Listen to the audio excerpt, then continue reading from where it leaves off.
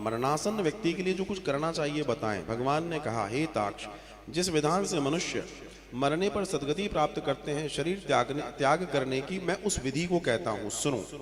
अर्थात यहाँ अब हम चर्चा कर रहे हैं कि शरीर जब त्यागा जाए तो उसकी विधि क्या हो। तो वो कह रहे हैं कि जो भी व्यक्ति श्राद्ध करेगा तो कहा जाता है कर्म के संबंध से जब प्राणी अपना शरीर छोड़ने लगता है तो उस समय तुलसी के समीप गोबर से एक मंडल की रचना करनी चाहिए। अर्थात जितनी जगह पर व्यक्ति को लेटना करना है उतनी जगह देसी गौवंश के गोबर से लिपि होनी चाहिए, वहां एक तुलसी का गमला होना चाहिए।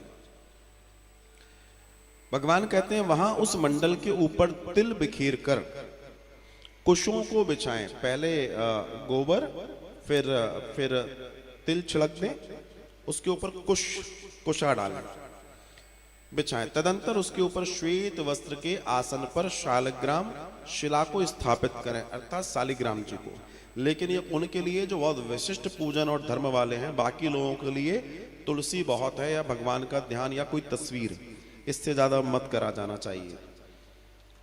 जहां पाप दोष और भय को हरण करने वाले भगवान शालिग्राम विद्यमान होते हैं, उनके सन्निधान में मरने से प्राणी की मुक्ति सुनिश्चित है।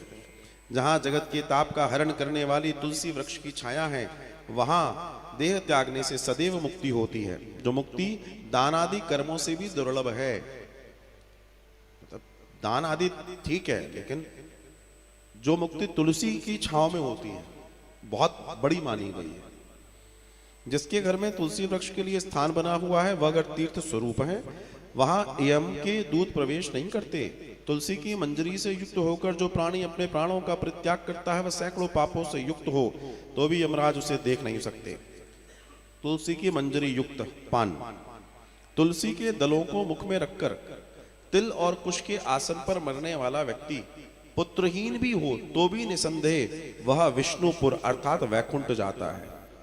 तुलसी के दल को मुख में रखकर तिल और कुश के आसन पर बैठा या लेटा व्यक्ति मरता है, वह पुत्रहीन होने पर भी निसंदेह वैकुंठ की प्राप्ति करता है।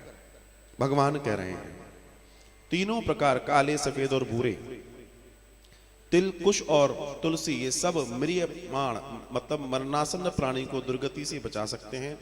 अतः ये मेरे पसीने से तिल पैदा हुआ है, ये पवित्र हैं। असुर दानव दैत्य तिल को देखकर भाग जाते हैं। हे ताक्ष, मेरे रोम से पैदा हुए दर्भ कुश मेरी विभूति है, इसलिए उनके स्पर्श से ही मनुष्य को स्वर्ग की प्राप्ति हो जाती है। कुश के मूल में ब्रह्मा, कुश के मध्य में जनार्दन और कुश के अग्रभाग में शंकर। जो कुशा होती है ना, आप लोग जो पूजन करते हैं, उसका जो दर्शन है वो बड़ा दिव्य है।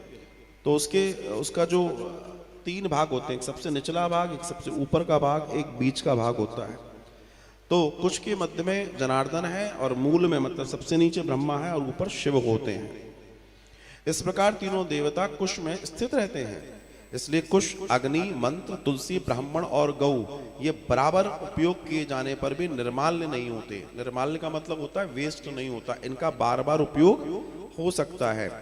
अग्नि, मंत्र, ब्राह्मण और गौ ये बार बार उपयोग किए जाने पर भी कुछ भी इसमें शामिल है, ये खत्म नहीं होते।